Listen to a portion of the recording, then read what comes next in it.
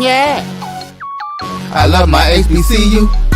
And boy, I love it, love it. I love it, love it. I love my HBCU. And man, I hope my team they won. Yeah. I hope my team they won. Yeah. Man. I hope my team they won. I hope my team they won. Yeah. I tune into the HBCU Sports Lab to see if my team won or lost. If they lost, I'm quiet as a mouse. But if they won, keep tab. I'ma do the dab, yeah. Dr. Cavil, he know what he be talking about. Mike and Charles, they know what they be talking about. They compress the analytic data with the hip hop. If you know them like I know them, they gon' tell you if your team, if they won or lost, and who the ball. So listen to Professor, yes sir, and pay attention, cause he gon' teach a lesson.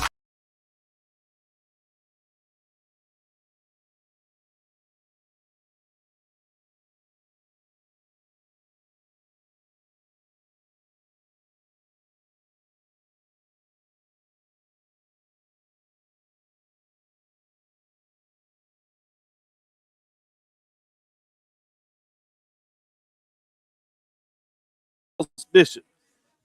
Mike, as you can see, is on assignment. Charles is on assignment, but we might be able to sneak him into the show. And guess what? AD Drew and Dr. Cavil are here live in Birmingham for the 2026 SWAC baseball tournament here in Birmingham, Alabama, and Rickwood Field. So we're actually on assignment. But we're working through our assignment. We're working on our assignment on HBCU Sports. With that being said, welcome to episode 817 of Inside the HBCU Sports Lab radio show and podcast, the show that's covering the sporting HBCU dash, all things HBCU sports for institutions large and small, from the NEIA to the NCAA. We share insights and information on the HBCU sports culture, HBCU athletic aesthetics to facilitate the stories of HBCU athletic programs in the business of sports. I'm your host, Dr. Kenyatta Cavil, along with my co-host, Mike Washington, Charles Bishop. We're filming from our home studios and sending a signal live. Case Waves 1230 AM studios with the Texas Radio Hall of Famer, multi-Hall of Fame, beautiful home of Texas Southern University from Houston, Texas. With that being said, don't want to bury the lead with the rain and the weather, which we'll get more to in the show. We're actually just about to start the first winter bracket game, which will feature the Florida A&M Rattlers against the Southern Jaguars. So let me first ask AD Drew, how you doing today? Man, I'm just doing fine as long as this team in orange and green come up with this dub. You know, you got yours today. Yeah, you had your mulligan. You had your mulligan yesterday. You got your mulligan on the first hole yesterday, Dr. Cavil. Right. Now you got to shoot. They delivered. You got to shoot for they showed it wait till they gave it. Boy, but it was a perfect time. Boy, that was a putt from the fringe on that one for Texas Southern right there. Oh boy, golf turn. Buried it too. Yeah. Oh. Yeah. Today's episode of Inside the HBCU Sports Lab is sponsored by THG Agency LLC. THD Agency is a company that provides sporting, educational, consulting, and data analytics. Well, on the football field, we know forever that when Southern and FAMU got together, that it was one of the biggest, longest-running interconference rivals, obviously since 2021, when it was announced in 2020 that FAMU and Bethune-Cookman were joining the SWAC. To many people call it the Super Conference. Certainly some of the biggest brands in HBCU sports were all together part of the Southwestern Athletic Conference. And I got some news out there that I actually found out what was the original name of the conference. But we'll let that out at the appropriate time as a nice little tease there to see if I can find some people to go dig and do some homework. With that being said, first question I got to ask you, does that rivalry transfer over to other sports? Why wouldn't it? Yeah. Why wouldn't it? You know, Prairie View, Texas Southern. Does it matter what they playing? Does it matter what Alabama A&M, Alabama State play in? Does it matter what Southern Jackson State play in? Does it matter what FAMU Bethune play in? Now, there are different levels to these rivalries, Dr. Cavil, but it's definitely a rivalry. And when I say it's a rivalry, it's probably more for our generation and older, Dr. I Cavil, like that. than for the younger generation, because there was a 20-plus year gap on the football field. Good point. Great between point. these things. And most of these rivalries, Dr. Cavil, are either built on the gridiron or the hardwood. Yeah. Over the years, it'll be interesting if you continue to get more matches like that. It'll even grow back for the younger generation. And what would be intriguing about that, it'll be slightly different because it's going to mean more, because now it's not just big time for national conference bragging rights. Now it's for the conference bragging rights in terms of a conference championship, as we've seen in several instances on the women's side of some sports. Obviously, a lot of that is between FAMU and Jackson State, but still between that little trilogy, I guess you would call it, Jackson State, Southern, and FAMU, it's been big time. Well, the game just started, but we're going to continue to do the show and kind of give you some updates here and there. We'll give you a little sneak peek in here and there about what that looks like in terms of the game. Yeah. But go ahead. You talk about the women's rivalry with FAMU. Talk about FAMU, Jackson State. No, Dr. Cavil, you missed the boat. FAMU, Alabama State, especially on the women's side, is really starting to turn into being a rivalry, because those two have been competing in softball and volleyball mainly, especially when Coach P left FAMU to go to Alabama State. Instant rivalry right there. Good point. When you start seeing stuff like that, it does count. Before we get too far along, let's talk a little bit about some of that first day of action. When you look at that first day, as we get into it, if you would. Let me pull up my notes on Black College Nines, Dr. Cavil. Yeah, and everybody go get those notes, because Drew had some hella cheat codes.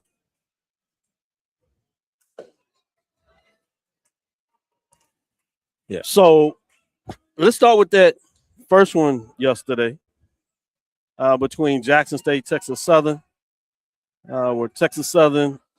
Oh, I'm sorry. Yesterday, it was Texas Southern and FAMU. FAMU got it done 8-6 in terms of that matchup. Let me give you a couple of highlights, if you would. The big inning for both teams, oddly, was in the 7th, where Texas Southern put in 5 runs to take a lead. But then FAMU battled back in the bottom with the 4 runs, which was absolutely necessary in the difference in the game in terms of that matchup. When you talk about the ebbs and flows at first early part of the game, what did your notes say about that contest? Well, early it looked like FAMU was going to dominate the game as they were up early. I believe the score was 4-1 early, and then it's almost like, if you ever played league softball, Dr. Cavil, everybody makes them run. That's what happened with Texas Southern. They made that run. FAMU didn't help.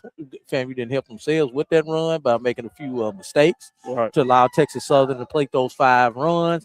And then before Texas Southern could even get comfortable with the lead, FAMU took it back. So that game probably, Dr. Cavil, was probably the most exciting game of the day. And I mean excited because of the multiple lead changes in the game with both teams going back and forth. So if you like that type of drama on the diamond, that was the game for you.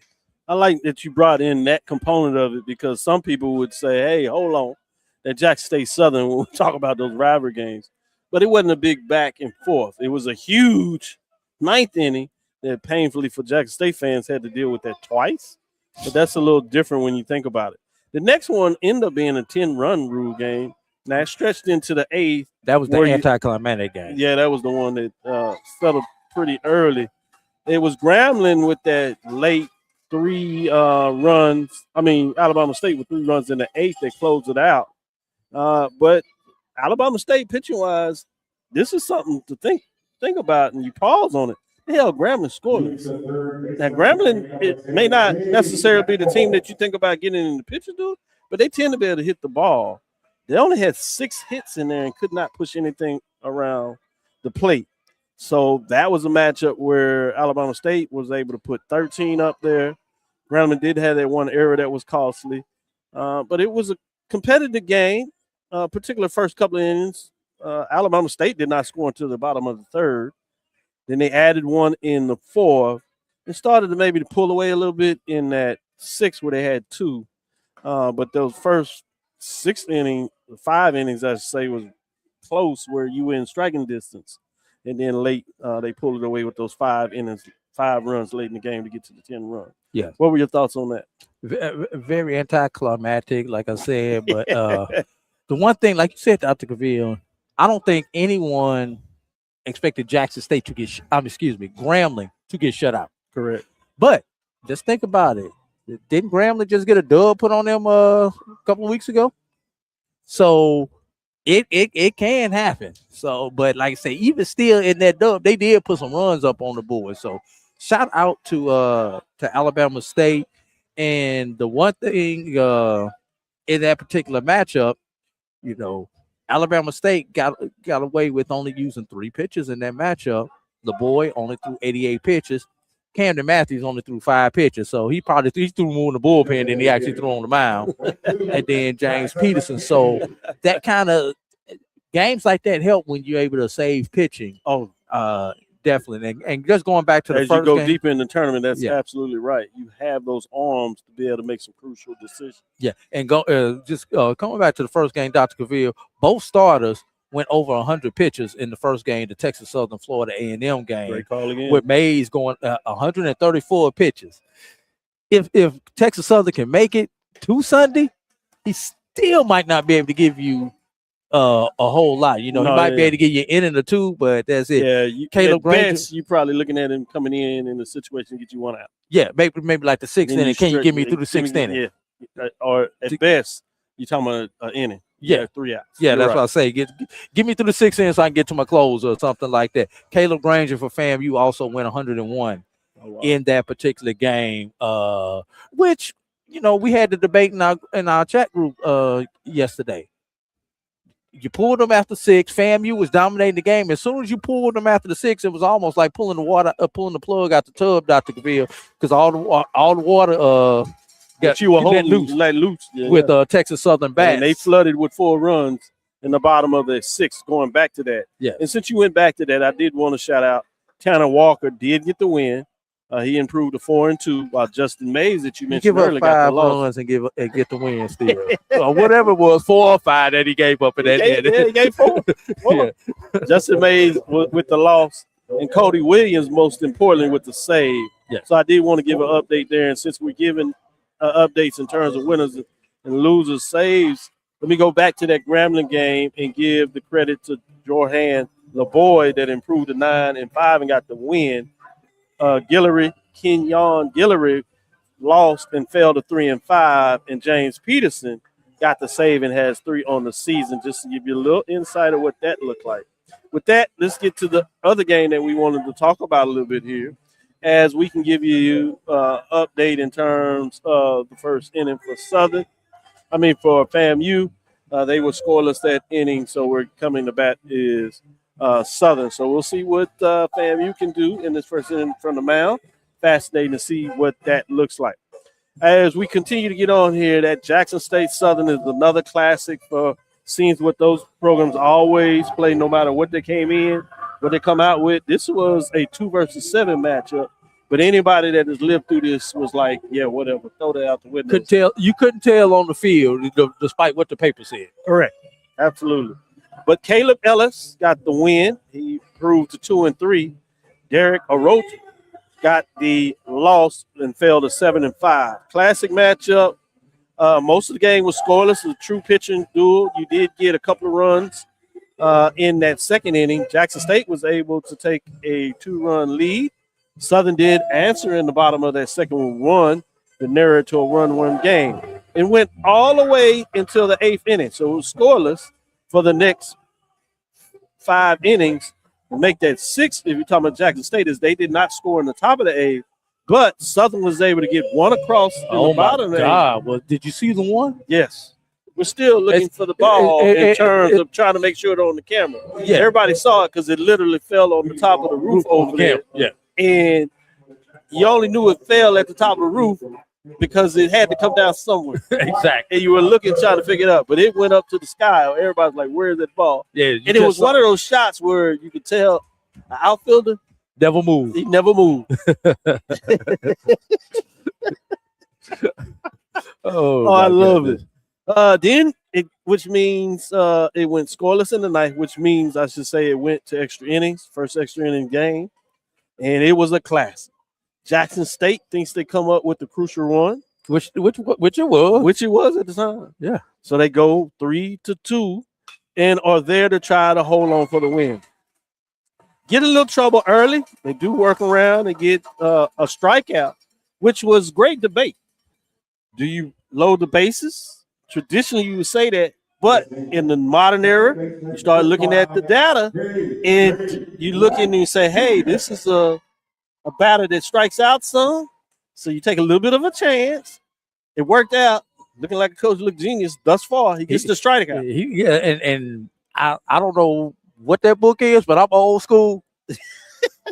you load them up, and then you load them up. And then get no. Infield in. You got to get the play to play because there were no outs. Correct. Then you go for then you get the double play, but it worked. And in fact, he got the strikeout. And then got the double play. Still didn't do the infield, and you played normal depth. And because you played normal depth, you actually get to the ball. Yeah. You get the first out, and you make it close at first. Double play. The tough luck you had that the ball was not hit very hard. Right. And you had a pretty speedy runner who really was able to get it done. Southern scores 2 runs after scoring the first one pretty quickly before any outs to really put the threat on there.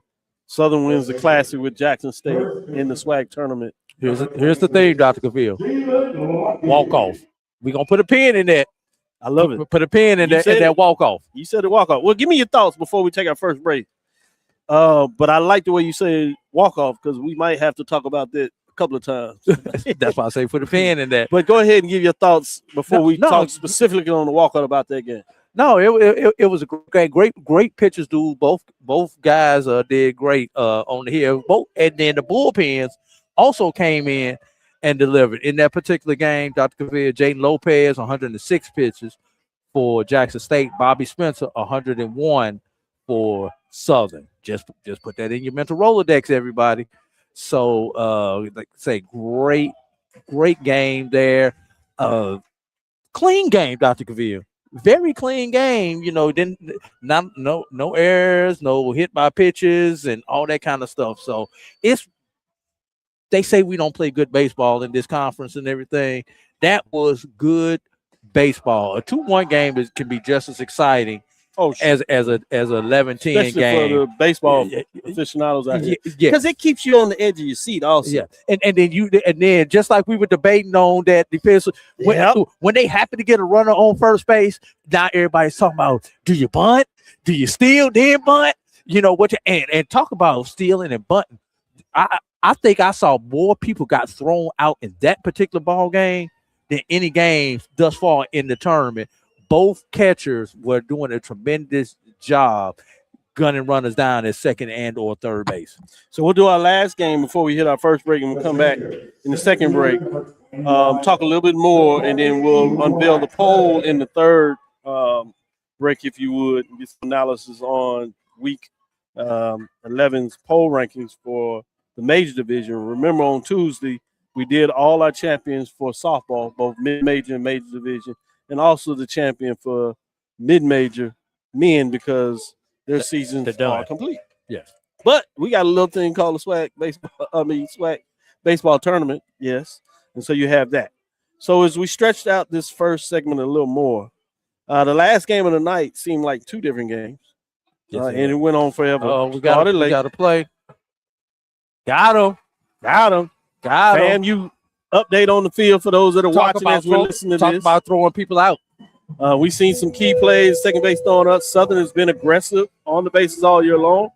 FAMU has been really sharp in terms of catching fielders, and so Southern tries to push batter maybe to get him into scoring position, doing what they do, but FAMU credit cuts it off and ends the inning. So we end the first inning knotted at 0-0 as we close that.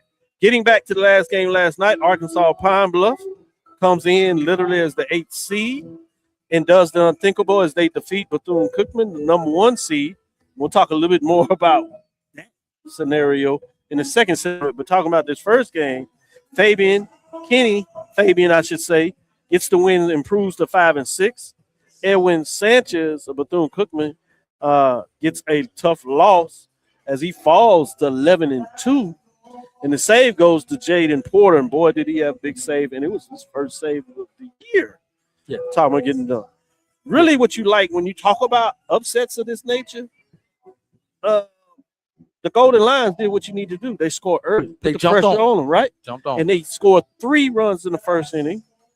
They added 1 to keep that pressure on for 1. And then they even add 1 more in the 4th. Yeah. So it's 5-0.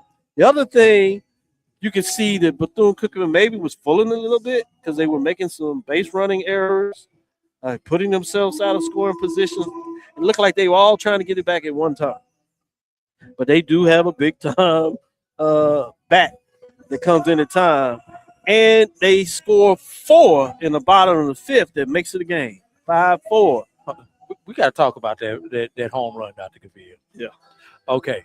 Andre Martinez at the plate hits one, and they have to go to replay. It's a moonshot, right? The second moonshot of the tournament. Except one thing, they don't have the right angle to see if it was over the foul pole or foul. Yeah, I love it. And I was thinking to myself, I was like, yeah, it'll be funny if he come up and knock the next one out. I be doggone on before the you can get it out, type it. Pitch.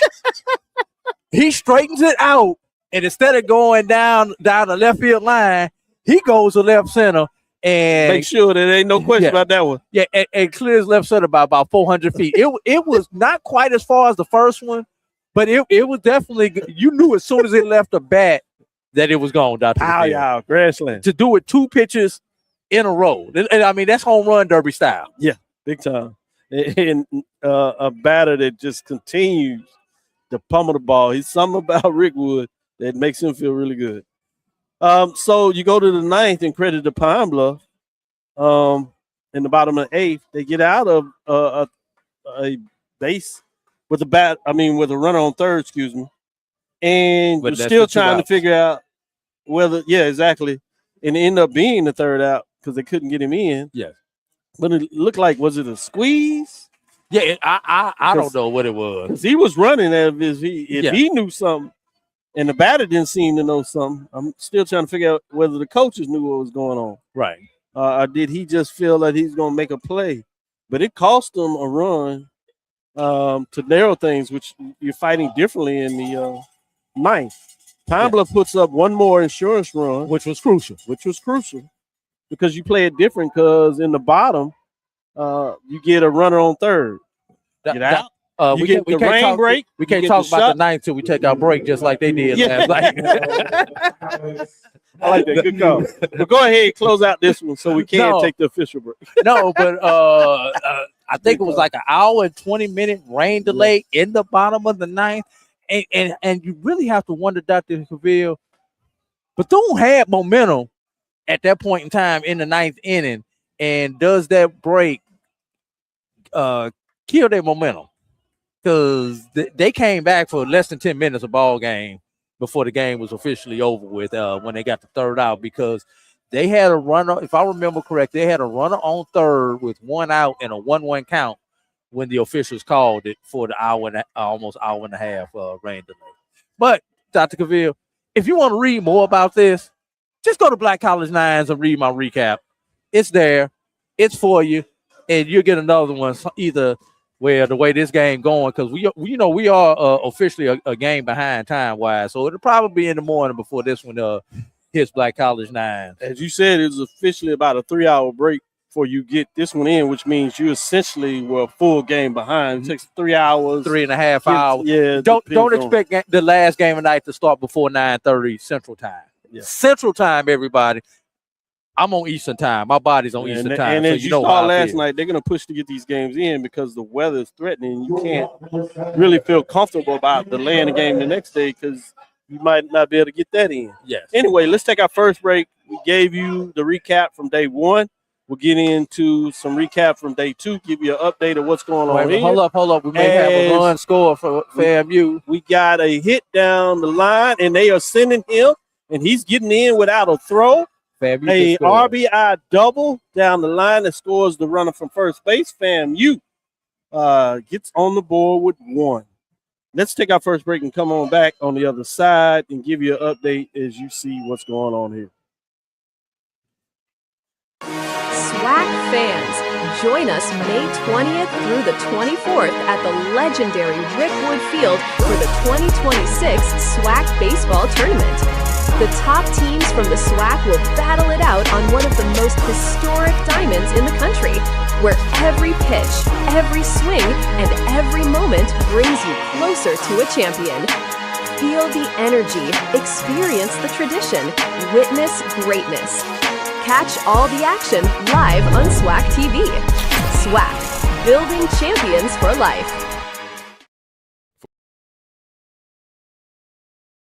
For over 30 years, HBCU Image has been more than just an apparel store.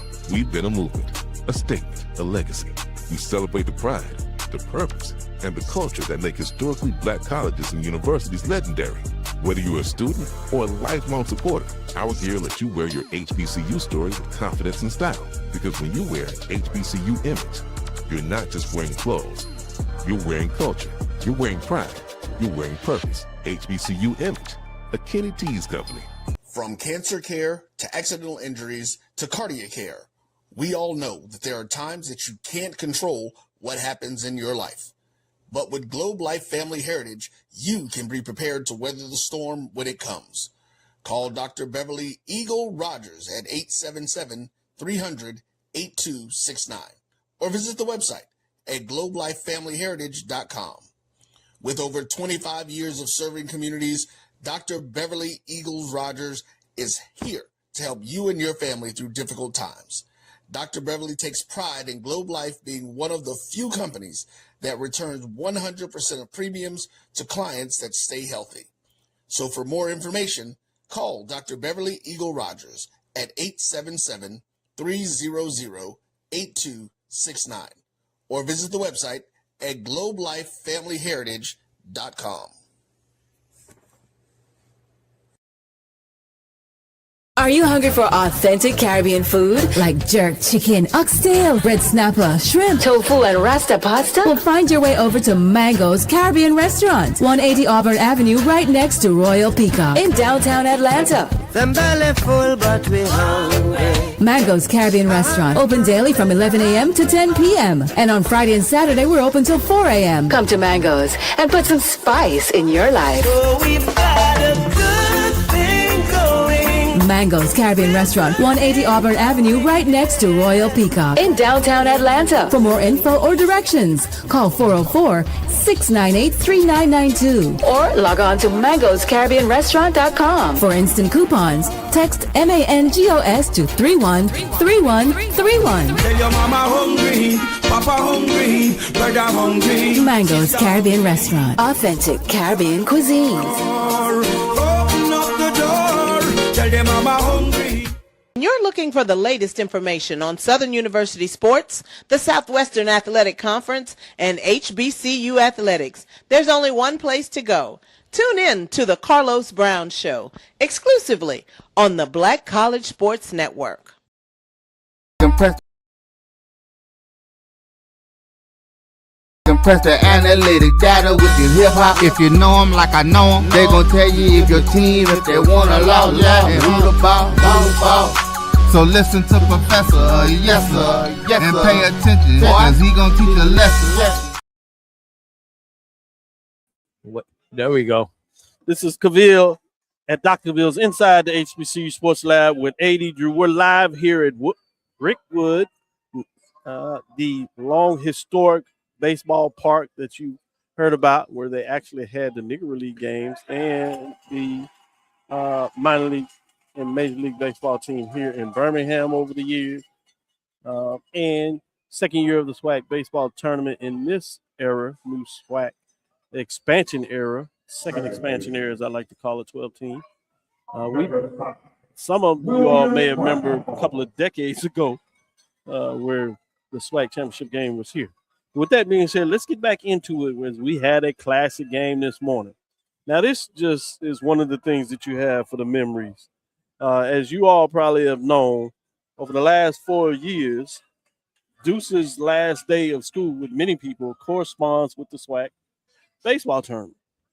So the first year it was here as they moved in and played at the new minor league ballpark. The first year they had the tournament here. A couple years ago, Regions, and then they wound up going to Deuce, Atlanta. and then we went to Atlanta. And I brought Deuce over there, and then this is our fourth year doing this, where I pick him up from school. Well, this year, Ryan McGinty's son, 5th grade, and they're like best friends, play baseball and all that kind of stuff together. I arranged to be able to make sure Miles could come. So we're doing everything to get through the airport and have letters and make sure he's good to go in terms of the flights and all that kind of stuff. And I have pre-checks, so we went through all that kind of stuff. And so we're listening to the game as we are getting in the truck. And I just want to say, Ryan McGinty, oh, ye of little faith. Jackson State jumps out and looks like they're trying to bury Texas Southern. They score 1 in the first, score another run in the second, put up 3 spot in the third, those cricket letters. So it's 5-0 going into the fourth. Texas Southern does answer back and gets 1 in the bottom of the fourth, but then turn around, Jackson State puts up 2 in the fifth. So it is 7-1, not looking good for Texas Southern Tigers. But it's something about that 6th inning. The bottom of the 6th, they go nuts and put up another 4 spot. They put up 4 runs, right? Foul ball. Foul ball as we pause dramatically for Drew to give us the call. But they go into 7th. It's scoreless. We get in here to 8th. Former Texas Southern University baseball player down here checking out the game, doing his thing. I think he does some umpiring with these folks, putting it out here. Big time guy. One of my former students in the sport management program. So proud of what he does. Came over here and acknowledged my presence. I appreciate that. But in the bottom of the 8th, sneaking around the coop, Texas Southern puts 1 more run. What makes it interesting is you now have a 7-6 ball game. Now remember, as you talked about walk-off yesterday. Now we can pull the pin out. Right. Jackson State fans are a little nervous because they've seen this before. It's like less than 24 hours ago. Right. Not 2 in a row, right? Yes. Yes. The daily bottom double. of the 9th. Daily double within 24 hours for sure. Yes. Texas Southern puts up 2 runs and gets it done as they send, as Charles would say, Kingsford. For those that don't know the original saying, we're talking about 2 at barbecue. So you got Kingsford Cole out there as Joshua Herto gets the win and Derek Orocha gets the loss. As Joshua improves to 1-3, and Derek falls to 7-6. Very tough in terms of the matchup for that, but Texas Southern moves on. The reason I bring all that up is we're literally in the airport, and they're ready, checking in and everything, and they see the World Cup, foosball soccer game. So they play that a little bit. So I bring up the phone to show Miles and then Deuce. With Texas Southern celebrating, as you know, traditionally when you score that walk-off, everybody starts heading to the guy that did the hit. Yeah. And he runs around, tries to loot him a little bit. Exactly. As you have to change. So you seen this. They're saying, he gets happy. He said, Texas Southern won. Texas Southern won. Yes.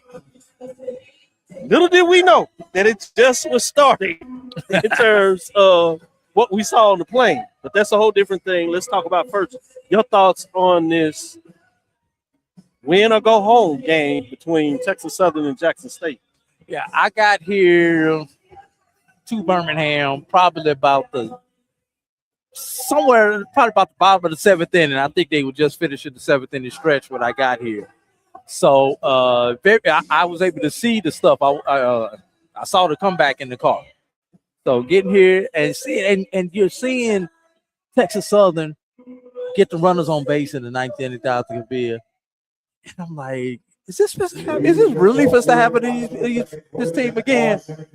And you just saw it. You just saw the drama just start to build. And great job to Texas Southern for not giving up. Because yesterday, That's right. they had a chance to lay down yesterday to FAMU. They had a chance once again to lay down to Jackson State. This time, they were able to put just enough mustard on the hot dog. That's using the barbecue reference, Dr. Cavil. I like it. So that they were able to continue playing. And it's all about survive and advance. Put a pin in that survive thing. Also, we're going to talk about, we got another thing with that survive thing. So Jackson State, first to the barbecue line, they get their choice of ribs or chicken. No links? No, you first in line, you get the big meat. You get the big meat. Chicken breast. You chicken breast, chicken wings, you get you get the rib. You can get the ribs. Oh, if you got that kind of money, you can go ahead and put them steaks on there too, Dr. And you can do smoked turkey legs. They did win smoked turkey legs. Commissioner Cup, so they got some money coming. All right, so they can afford it. Then get the smoked turkey legs off there. Oh yeah, smoked turkey legs. Yeah. Speaking of State Fair Classic football. So yeah, with that being said, good stuff when you break it down. But kudos for Texas Southern. In all seriousness, great season by Jackson State in terms of not necessarily to their standard, but playing really hard. They put the fear in some of the topper seeds, and so it wasn't like they went out just with a whimper. Yeah. Tough way to go out, but they did push it. So let's move into the next one that will catch us up in terms of the first 6 games of the series so far in terms of what that looks like, which was a matchup between Grambling and Bethune-Cookman. We literally were on the plane, and so as an A+ reward members, they just changed this, which was intriguing to me. Usually I would be in as they changed everything Southwest, which kind of drove me crazy, but it wasn't so bad. They gave A1 rewards, so I at least was in the first line when they talk about lineup. It used to be 1 to 30, and now it's right. Line 1, line 2, like everybody else.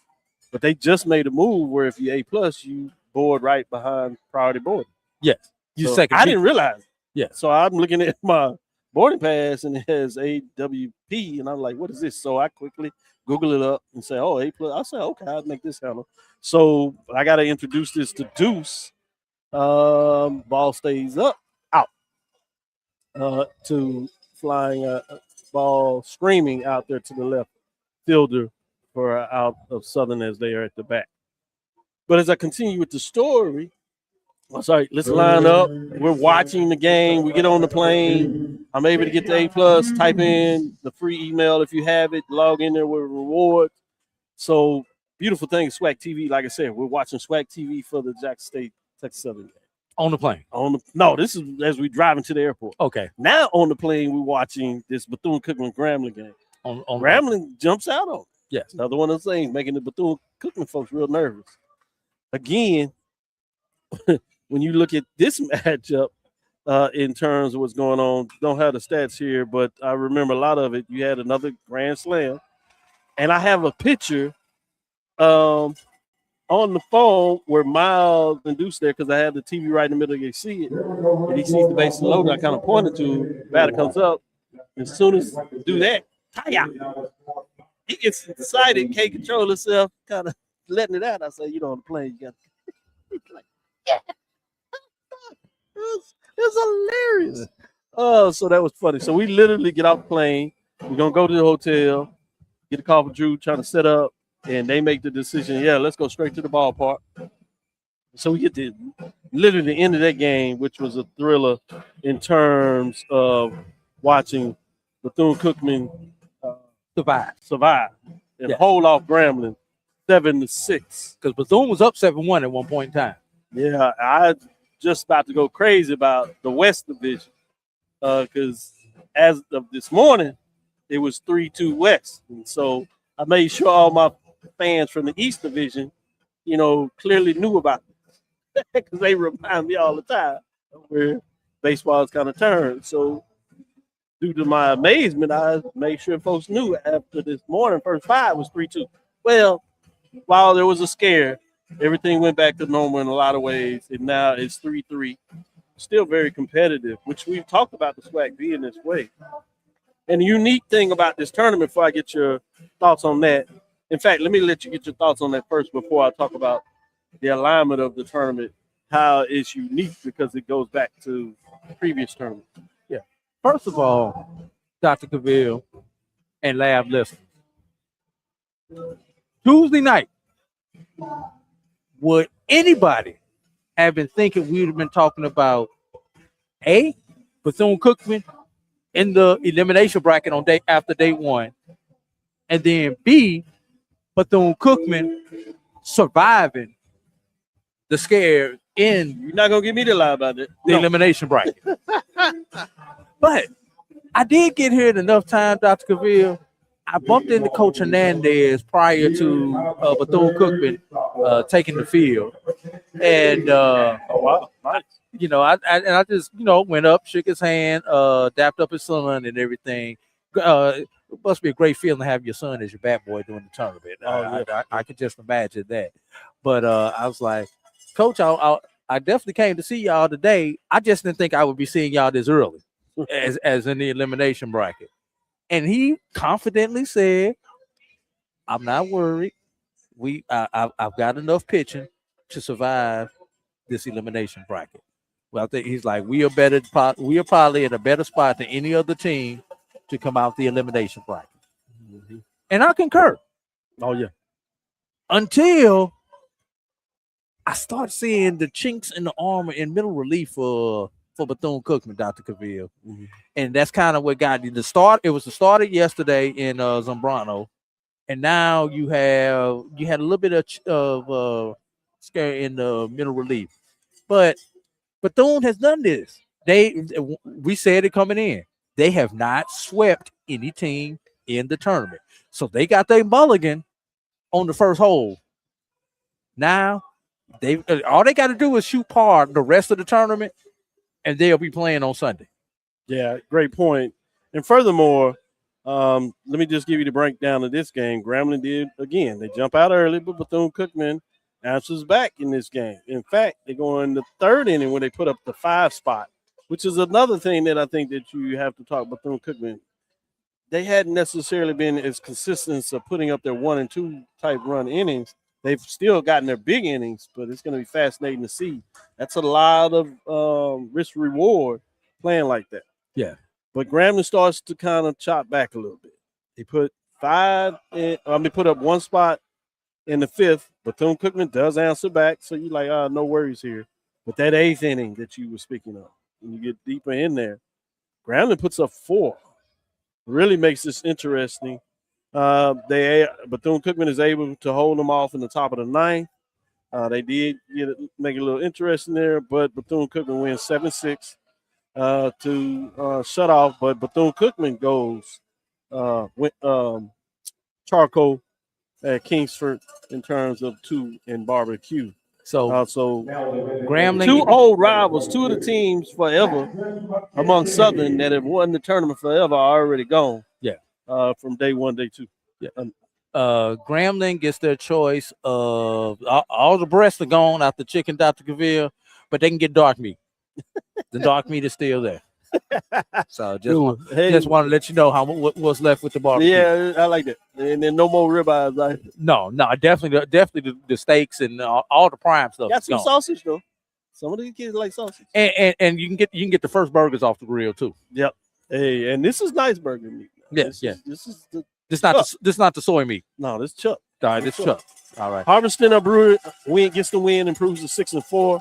Trevor Esparza falls to 4-3, and Pablo Torres does get the save, which makes him improve to 5 saves on the season. So that's the thing there. Any additional thoughts you have on that game? Let's talk about the pitch count from the teams that advance out the morning bracket. For Texas Southern, Joshua Pena, 46 pitches. Kiwan Brazil, 20 pitches. Jose Luciano, 60 pitches. Jace Maynard, 12 pitches. Jose Prieto, 52 pitches. Prieto, 3 scoreless innings to get the W, Dr. Cavil. And for Bethune-Cookman, Abreu, 110 pitches. You got the length out your starter, which you need in this type of game. Good point. Especially after that first game, you got some arms there still. Julian Carrasquilla only threw 5 pitches. Anthony and Anselmo, 13 pitches. Pablo Torres threw 30 pitches for Bethune-Cookman. Abreu did go 7 innings. Torres 2 innings to get the save. It was the pitches in between that caused the problem for Bethune-Cookman. So once again, keep an eye on the pitch counts. Bethune starters are in position where they can come back and help them out should Bethune advance to the weekend. Good point. Southern is the home team in this contest, where FAMU is the road team. They are threatening the Rattlers have first and second, and they already have a 1-0 lead, so it'll be interesting to kind of keep you up with that. But wanted to get some thoughts. Last thing before we end this segment and we come up with the poll ranking for this week is the fact that this tournament, 3 weeks ago, you had it set up where you would have an all East bracket and all West bracket. Turns around, I thought, the following week it was like 3 of the 4 teams would be from one division, former division. And then it turns out that it went back where you had the old matchups. You had one East-West, 1 versus 4, literally set up like that. And so all your matchups were former East versus former West. And it's kind of played like that. And it's been interesting in these crossover matchups, even though that was not done in terms of the divisional lineup. But it's been fascinating to see about that. So wanted any quick thought on that.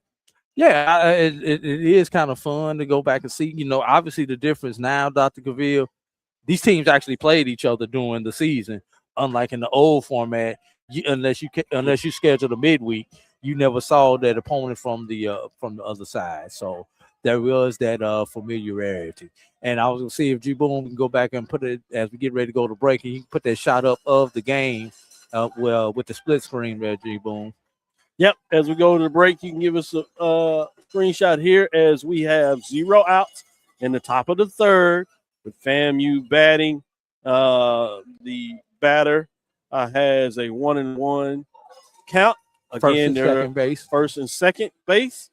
So it'll be interesting to see how it goes. Now we have a 1-2 count on the board. Fascinating at bat is Ethan Miller. On deck is Alex Monal.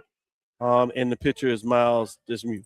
With that, we'll take our next break and come back on the other side and give you a update. It looked like the ball kind of was playing around there, but the runner stayed placed. So just excited us for a little bit. But anyway, let's take our second break, and we'll come back on the other side, give you the poll rankings, give you some maybe thoughts in terms of what is happening during the break, give you some updates, and thank all the lab listeners for checking us out.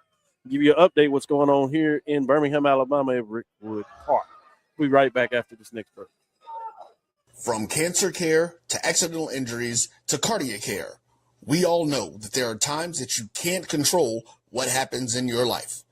But with Globe Life Family Heritage, you can be prepared to weather the storm when it comes. Call Dr. Beverly Eagle Rogers at 877-300-8269 or visit the website at globelifefamilyheritage.com. With over 25 years of serving communities, Dr. Beverly Eagles Rogers is here to help you and your family through difficult times. Dr. Beverly takes pride in Globe Life being one of the few companies that returns 100% of premiums to clients that stay healthy.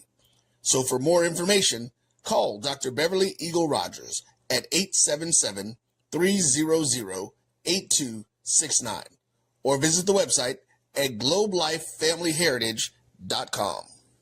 And we have to fund our kids in these colleges, and we have to make sure our kids have seats in these colleges. And what about HBCUs? You mentioned. Absolutely. You got to fund them all, and you've got to make sure they're properly funded. The real reason why I went after Comcast and Charter, it didn't have anything to do with my cable networks. It didn't. What happened was a gentleman wanted to do the Black College Sports Network in partnership with the HBCUs. And Comcast did not accept it.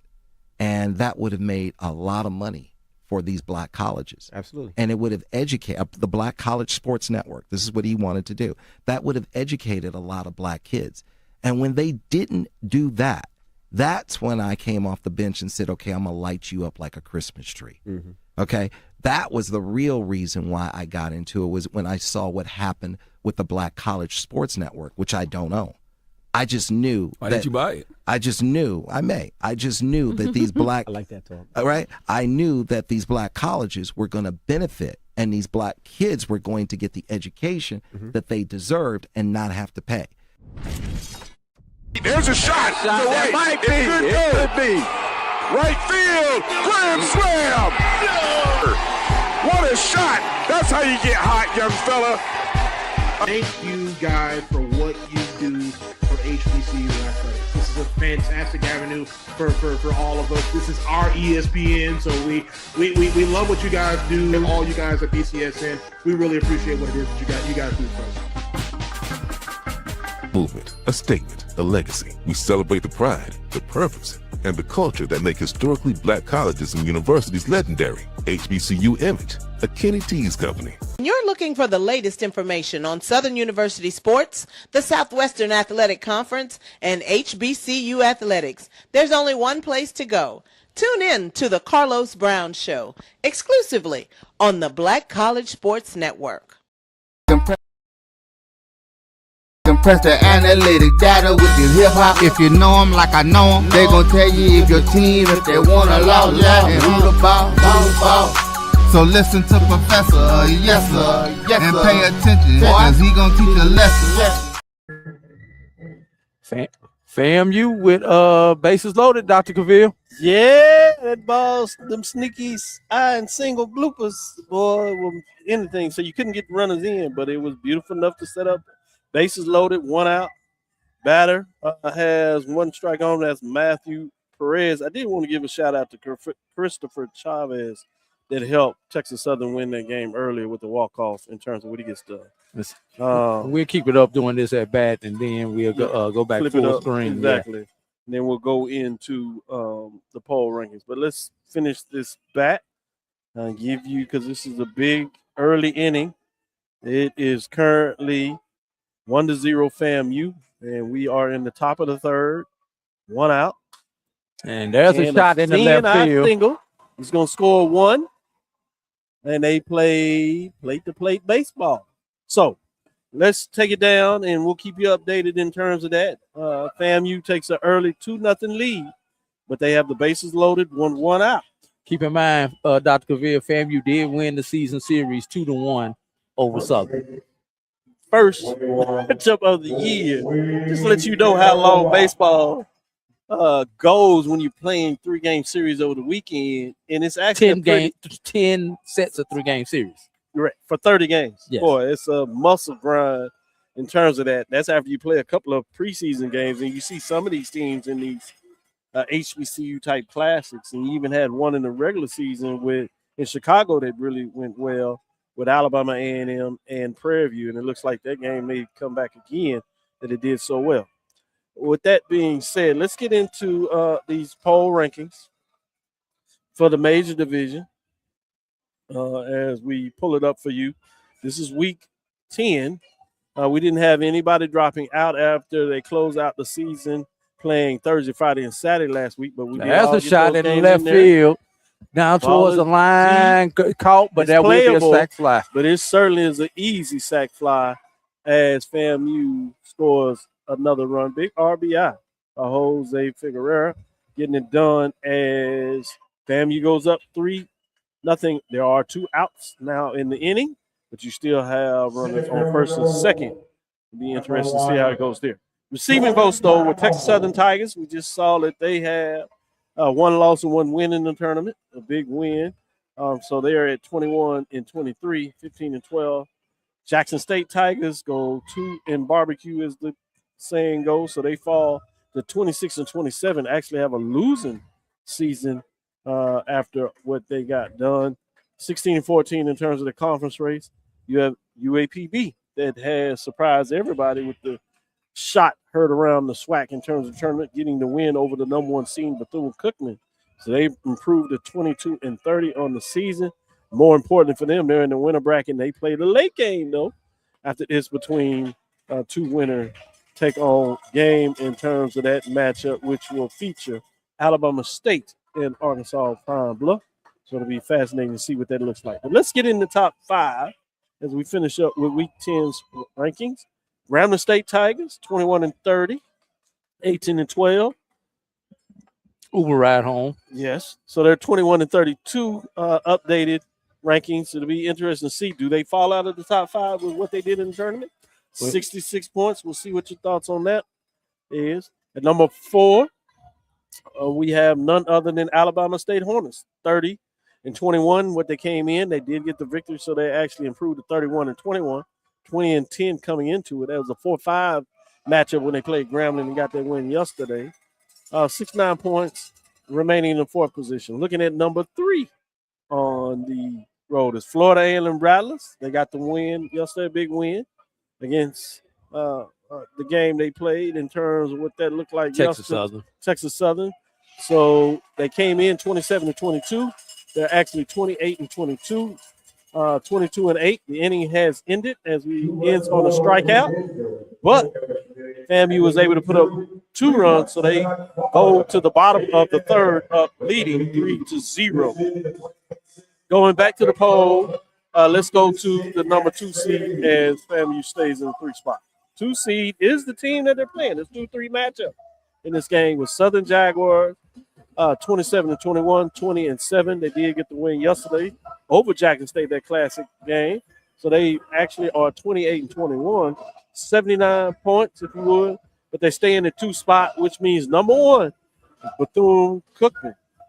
Do they even – they're probably out of that position where you may have had some thought of them falling from the 1 spot. If they would have lost today, I definitely would. We'll get you already shared that, and I can see why. And I was going to ask that. But they are now 38-19. 9 spots. Certainly could lose maybe some first place spot. Question is, who could they lose enough? But now they have a chance to go a little deeper. They probably should be pretty safe, regardless what goes on. Probably not unanimous. Somebody might sneak some first place votes, whoever comes out of the tournament, if it's not them. But with that being said, that's your top 5 for Week 10 going into the tournament. Giving you updates in terms of what happened in the tournament. What are your thoughts, though, on the top 5? Well, Dr. Cavil, let's go with the team receiving votes. Arkansas Pine Bluff definitely could make a case for them replacing Grambling, especially if they get coming in. I agree.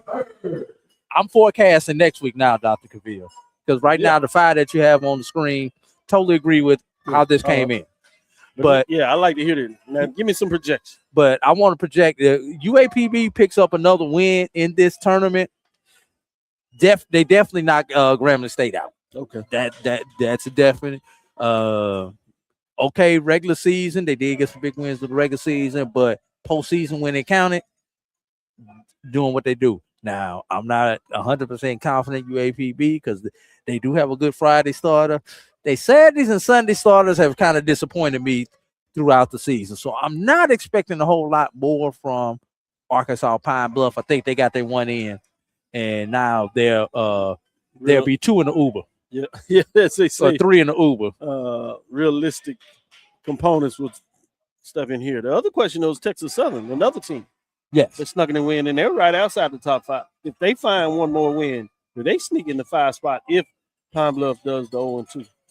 After winning the first game. That's tough with Texas Southern when you consider Pine Bluff got the victory over the number 1 team. But I'm saying if Pine Bluff loses if both of them Texas Southern wins one more. If they stay the same, I agree with you. You're probably gonna put they do the same thing from this point on. Yes. You're gonna lean Pine Bluff. But I'm saying Pine Bluff, let's say just for the talks of it, they lose tonight, lose tomorrow. But Texas Southern wins tomorrow. So they get 2 wins in the tournament. Great play there in left field. Yeah, stretching and running deep to his left is the left fielder. He catches the ball over his shoulder as he's fading towards the warning track. So great dive as the ball was searing on a arc over his head. Great play, as you said. But to finish the thought. Getting back to this, Grambling is toast, as far as I'm concerned. Yeah, so they're out. So the they're question out. is Who's coming in? So let's go back and look, if you would. You're going to go back to those receiving balls. Yes, if we can go all the way back there. But I'm thinking, let me see where they at. I'm trying to, because I don't Texas have Southern was right there, just outside, essentially number 6. Then you had Jackson State, and then you had Pine Bluff. With Jackson State, you ain't got to worry about. Norfolk State is out. The NEC only takes the top 16. Right. They were 8th. So they're done. In terms of what they got done. Another searing ball that dives. This time as the right fielder coming in is able to get to the ball pretty nicely with the running jog to catch it with his mid-chest, if you would, area. It's a great play. As Southern goes down in the 3rd, top of the 4th coming back. But the question we have before we take our last break, Texas Southern Tigers, Jackson State, and Pine Bluff. So the two that are in argument, Texas Southern and Pine Bluff. Right. Here's the thing you have to think about, Dr. Cavil. Yeah. Pine Bluff got their victory day 1. No doubt. Texas Southern got their victory day 2. So if it stays like it is now. So do you value more, and this is as a voter, do you value more of being able to come in as a lower seed? Yeah, and get a win over the number 1 seed. And get the win day 1, regardless of the seed, the win day 1 is better than a seed game 2. Than the win in the elimination bracket. Yeah, the charcoal game. Right. So, the elimination bracket, those are just extension games. Right, but now you're going to play another elimination game. Yes. So I guess the question becomes this. How many wins does Texas Southern have to get? One more than UAPB. I like it. Yeah. Good stuff. So they got to get one more than UAPB, and then you would consider that Texas Southern would take the. Now, here you go, Dr. Cavil. Yep. Let me throw this monkey wrench in there.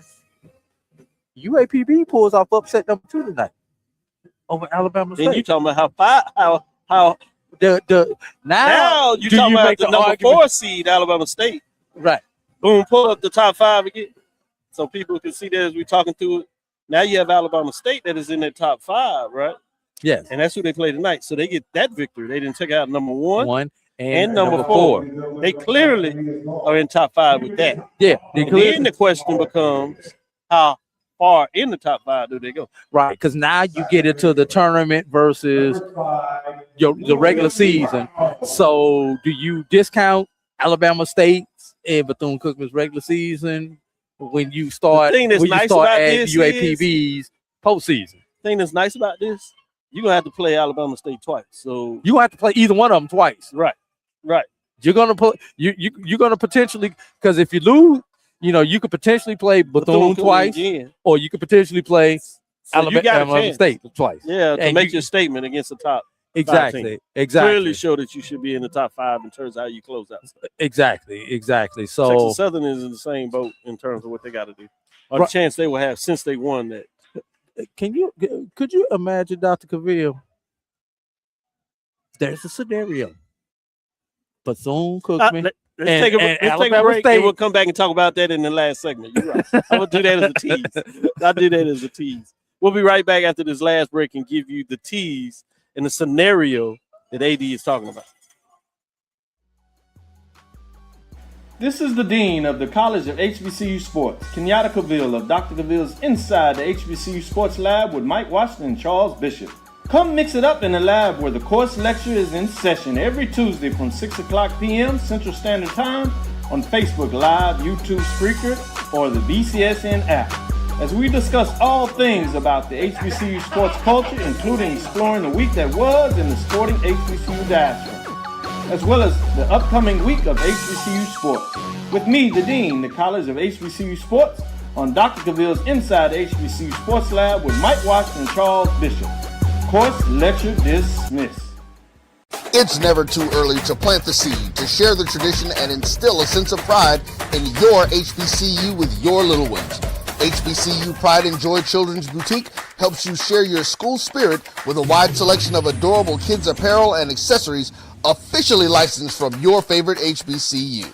Visit hbcupridejoy.com and follow us on all social media at HBCU Pride Joy on Facebook and Twitter. When it comes to professional learning, teachers deserve better. From the leader in online learning, Stride brings you the Stride Professional Development Center, an on-demand library of mobile-friendly courses that gives teachers choice and flexibility, allowing them to learn anytime and anywhere. Our dynamic courses provide bite-sized learning and help educators advance their knowledge while also gaining professional development hours. It's time you take charge of your learning. Visit us today to get started.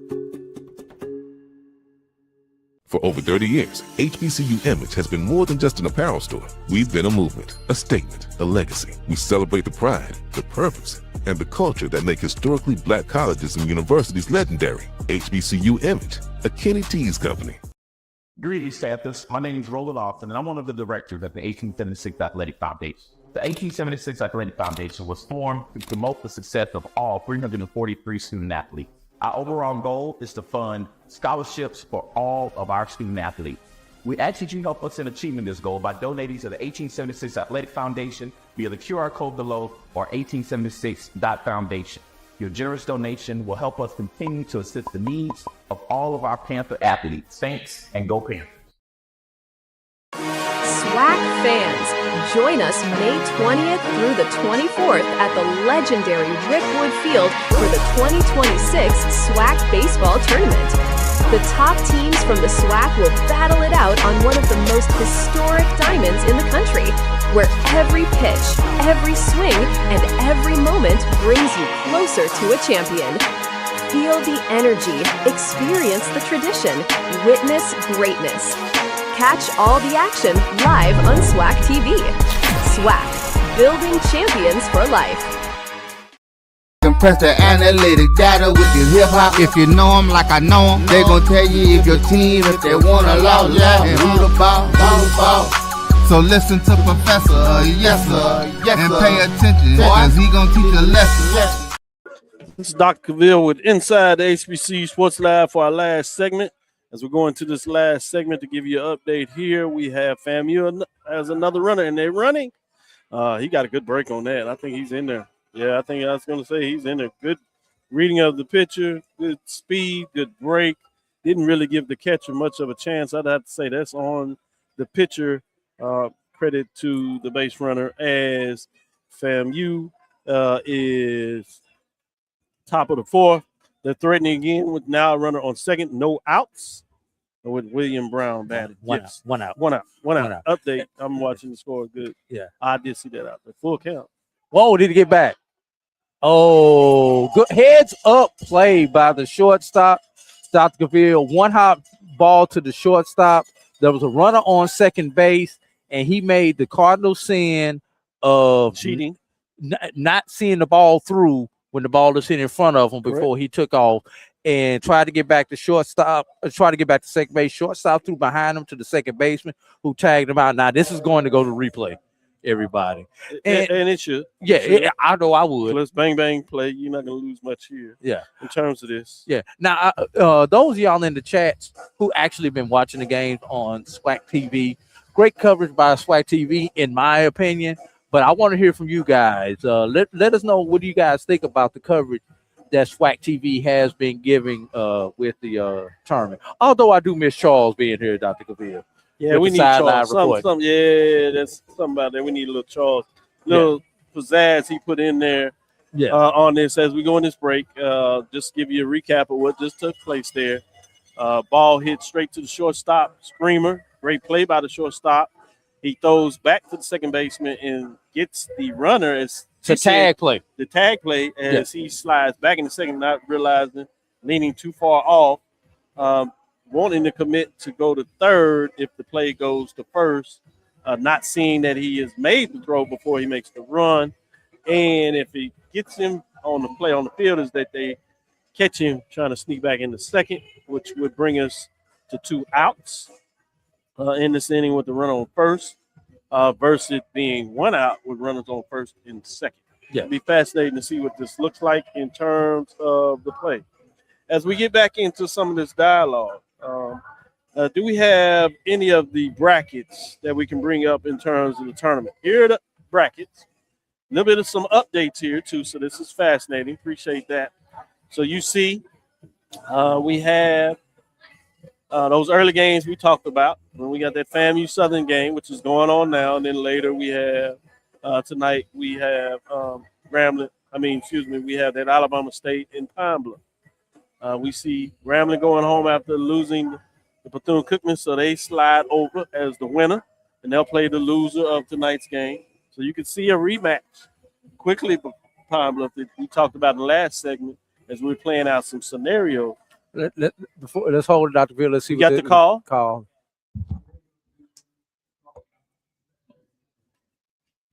And the call is confirmed, Dr. Cavil. Yep. He said the play stands, confirming the call. Gets out, so it gives a chance for Southern to get out of this inning. But can FAMU still make them pay as they have 2 outs, run on first? Big play by the shortstop in terms of seeing that there was opportunity to make the play and he get it. As we get back to the bracket, we have Southern moving on, and they'll play the loser of this game tomorrow, which will be fascinating. So you can see Texas Southern play FAMU again. Doesn't look that way, as it looks like they'll be playing a West Division team, number 1 seed Southern, if Southern can make a comeback. But we've seen walk-offs, so do not turn the channel and continue to SWAC TV. Based on what you've seen so far, what is your surprise of the tournament? I think it's obvious, but Bethune-Cookman is my surprise of the tournament. And why is that? It's a negative surprise because we've seen Bethune-Cookman dominate, even though this is not the team last year that just ran through everybody. But we once again, no one expected Bethune-Cookman to be in the elimination bracket on day one. Yeah, that's good. And I mean, it's just as simple. That is the surprise of the tournament. And then you especially did not think that it would be that due to their pitching, which failed them on day one. And we got a shot that's out to the left field wall. Oh, great. Did he hold on to it? He catches it. Did he hold on to it? Hold on to it as it falls to the bottom of the wall. He didn't have to climb it, but he had to track that ball every way. And the wall won. Out here, it's drizzly out here. It rained earlier, so it's a wet field. So that's a lot of work. Looked like a damage. He saved at least a run. Yeah. The wall won the collision, but he held on to the ball. We'll just say it like that. Great call. I can see that you do a little bit of color and play-by-play. We're going to leave that alone. We're going to leave that alone. Yeah, you're right. That's the inside joke, everybody. Yeah. Let's go back to that bracket, Boom. 3-0 heading into the bottom of the third inning. Florida A&M. Bottom of the fourth inning, excuse me. Florida A&M is up. All right, let's talk about this bracket, Dr. Cavil. Yes. Let's start with the top bracket. You potentially have, obviously, the loser of this game takes on Texas Southern. Should Texas Southern defeat whoever? Well, should Texas Southern and Florida A&M meet again, either in the first game tomorrow or the second game tomorrow? Right. That means Texas Southern. That means Texas Southern won the first game and Florida A&M won this particular game. Correct. That would be the fifth time within a calendar week. That's crazy, Dr. Cavil. That they worked out there just over a week because they played Thursday, Friday, Saturday last week. They played yesterday, which was Wednesday. Then they will play again Friday potentially. And should Texas Southern defeat Florida A&M tomorrow, should they face each other tomorrow, that means they got to come back and play Saturday, Dr. Cavil, in the sixth time. I didn't know this was the NBA playoffs, Dr. Cavil. Major League Baseball World Series. Baseball World Series. With the 6 out of 7. 6 times in 1 week. There are already no secrets between these teams. That would be a divisional MLS match. To get to a championship World Series, exactly, where you're just gonna play one. Exactly. I'll take it all. Now let's go to the other side, Dr. Cavil. Yes. There's a scenario. Keep the bracket up as we go to the bottom bracket. There's a scenario, Dr. Cavil, that we could see Bethune-Cookman, and Alabama State, and what we thought would be facing each other for the bracket championship could be facing each other to go home in an elimination game tomorrow. We want somebody going home. Should UAPB remain hot? That's wild. That is the new SWAC baseball tournament in a 12-team conference field for baseball. Can I go back to something? Please do. Let's go back to 2020, Dr. Cavil. When Florida A&M, followed by Bethune-Cookman, as there's a dribbler out in front, turns, throws, fires the first. He is safe. Now, here's Dr. Cavil. Stepping on it. Do you waste another replay right here? No. Because you only got one more challenge because you lost. You got the lead. You don't do now, that. if I won that first challenge, I do go with it. I would challenge it. Good call. Yep. But consider you've already used one challenge, you hold on to it. I don't think it was close for you to even take a chance. If it was maybe a little closer. And you could tell by the reaction at the dugout that he probably got through with it and everything. Yeah, I agree. But anyway, let's go back to question. 2020 when we FAMU, followed by Bethune-Cookman, made the decision to come to the Southwestern Athletic Conference. We talked about football. We talked about basketball. Hell, we even talked about volleyball, Dr. Cavil. Yeah, we did. But this show was probably the first show and the only that discussed what about baseball and the Well, level of baseball. I'll take that back. It was two shows. Okay. On the BCSN network. Yes. It was our show. We happened to do it first because we were the first of that. Yeah. Because we go Tuesday and Thursday. Yeah. Then y'all Took it finalized and put a great bow on it on Sunday night. Yes. When I say y'all, Brian and AD with the sports right. But it was still the BCSN. But it's us. The BCSN were probably told everybody that would listen to us. And Dr. Cavil. Let's think about the level of baseball play here in the SWAC 6 years later, Dr. Cavil.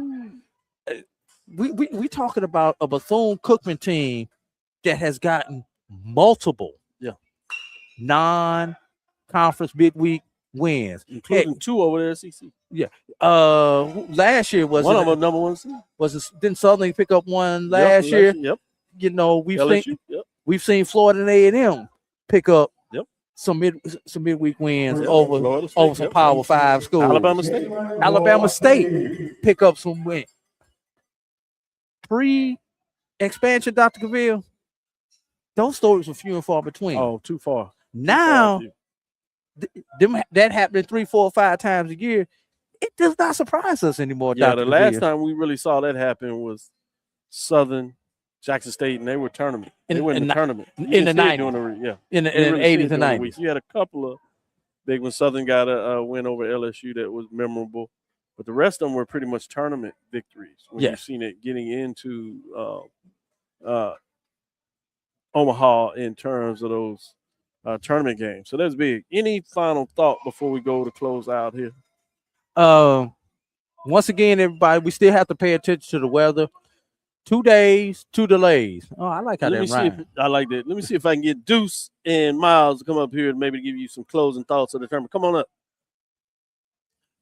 I'm gonna give one of my headset. One of these headsets is live. Let's see. Live television, everybody. You got to give us a second. Yeah, this headset is live right here. Yep. I'm gonna give one of them. I'm gonna turn it on. Yep. Give one of them this one. One of y'all take my headset. You're close to the. So I'm gonna let y'all sit down, and then I'll do it from the top here. Before we close up, so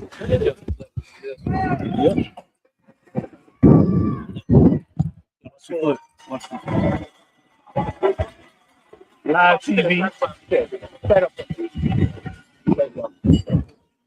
So I have the pleasure of being the guardian, the dad of Deuce here, and the guardian this weekend of Miles, and Miles and them do a great show.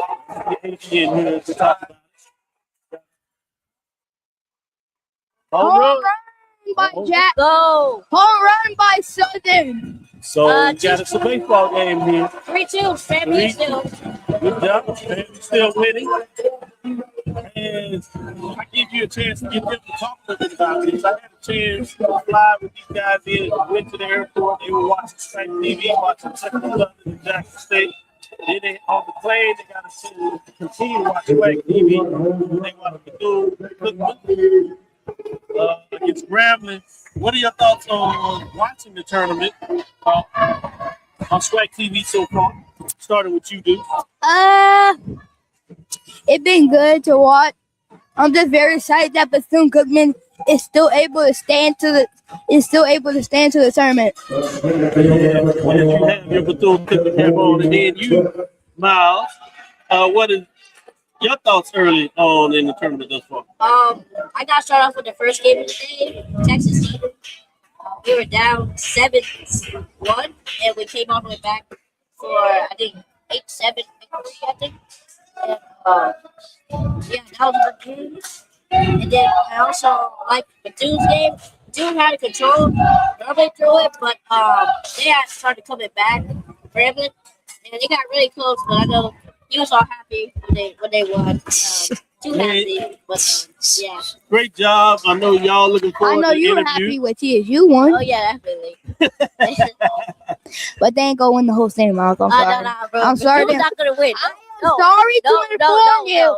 Bethune-Cookman will come for you. It's too close. Bethune-Cookman will come for you. They will win the tournament. Well, I'm glad that y'all have y'all full thoughts, and I don't even have to ask questions because y'all doing really well in terms of this. Get a chance. Hopefully, we get a chance as they have some interviews lined up with Bethune-Cookman coach as well as the commissioner of the SWAC. Look forward with the work they're doing and talking about doing some tournament. Any final thoughts from you, Miles, before we close out? I mean, she's wrong. I am right. No, I am right. Dude's not gonna win it. Any final thoughts for you, dude? I just want to say that Bethune-Cookman will win, and I will prove Miles wrong. Good stuff. Well, we'll be here a little bit for some more baseball. Let me let Casey Bruce ask the question as well for the two young. Have you guys had a chance to go into the museum yet? No, not yet. No, we're gonna do that tomorrow, though. Yeah. Do that tomorrow. Yeah. Make sure Deuce has seen it before, but this time they'll both get to see it together, and I can't wait for them to do that. With that being said, let's close it out. This is Dr. Cavil. With episode 817 and with the team. What's the name of y'all show? HBCU Sports Network. All right, check them out when you get a chance as they do shorts, interviews with baseball coaches. They both are baseball players as they get it done. I want to say thank you for listening to Inside HBCU Sports Network. Make sure you share our podcast with your friends and colleagues. I am Dr. Cavil, the Dean of HBCU Sports, come from inside the lab in the College of HBCU Sports. As you see, got my guns out here to make sure they got them on the screens there. Put in a little work. I am Dr. Cavil, the Dean of HBCU Sports, coming from inside the lab in the College of HBCU Sports with Mike Watson and Charles Bishop. Both of those guys are on assignment. Again, we want to thank you for listening to Dr. Cavil's Inside HBCU Sports. Ooh, that's a nice play. Deuce, as we call him, Jacobs Kenyatta Cavil II. Thank you for listening to Dr. Cavil every Tuesday and Thursday. And we close it out for the week. We might try to sneak in as we could give you one for Sunday. It's a call on the field. They are having a timeout, but that'll do it for us on the other side. As they're trying to figure out, did he drop it or they're bringing him in? They call him out. It's one of these interesting fans have certainly voiced their opinion of what goes on. What did you see there? I did not see it. Yeah, really didn't focus his. He dropped the ball, and I saw that. I think he's out. Yeah, I think he's out. I didn't see it drop the ball. I think he's out. I didn't see it drop the ball. He's out. You may see some extra shows. Yeah, so keep tuning in. Just so you say what's said. We're dreaming. Continue to move forward. We'll talk to you soon. AD for Juice and Miles. Lecture. Lecture. Dismiss.